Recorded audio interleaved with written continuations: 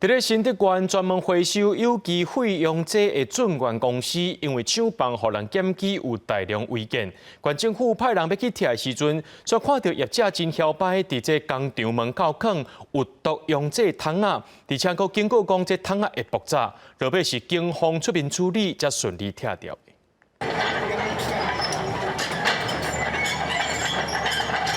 大型机具准备要拆违建厂房，想袂到工厂业者真嚣摆，提早一步在门口放满桶仔，内底拢是有毒的溶剂。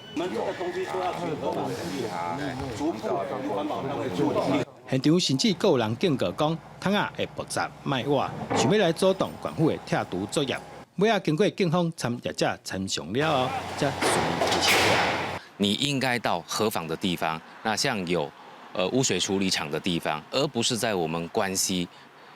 我们的取水口自来水厂取水口上方的1公里的地方。进行抢拆的过程，发现在我们要拆除的路径上面也摆满了这些有毒容易的这些贝壳桶那后来我们也请警察局来协助处理以妨碍公务的方式来要求业者来